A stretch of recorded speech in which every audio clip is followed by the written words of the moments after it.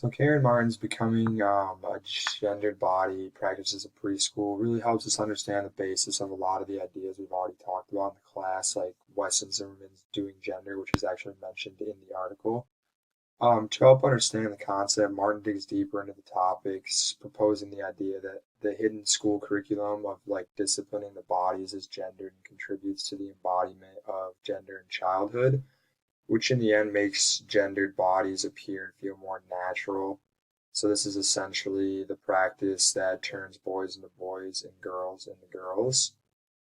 So Martin actually focuses on like the effects of dressing up, the gendered nature, formal and relaxed behavior, how differences in the restrictions of boys and girls' voices limit their physical activity, and the gendering of physical interactions. So Martin takes a look at what it is that makes the boys become boys and girls become girls. And the first example is that gender is actually color coded. So if we look right here, like we can see the girls are in pink, the boys are in blue, and Martin actually found that 61% of the preschool girls wore pink to school while boys wore neutral colors. And many of the girls actually wore dresses like here, or you can see the color codedness and all the guys in neutral colors, while no boys in the entire study showed up in pink.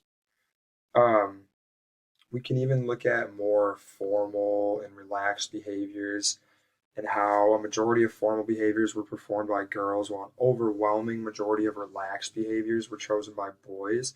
And teachers are more likely to correct the behavior for girls if they're relaxed, um, whereas guys are more likely to blurt and be blunt.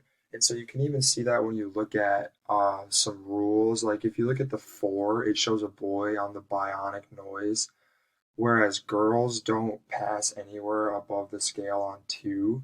And even in the shine, like the sit up, straight, hands folded, in your own space, no noise, eyes on the speaker, is all gendered towards guys or boys, while girls are supposed to not take up as much space, not be as loud, and whatnot.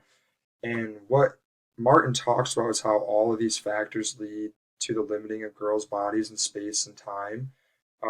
They physically constrain the girls and reduce their physicality. And to end it on this, I know I've gone over on the time, I apologize, but Martin puts it best. These differences create a context for social relation in which differences confirm inequalities of power. And you can really see that the best in the preschool example that Martin gives.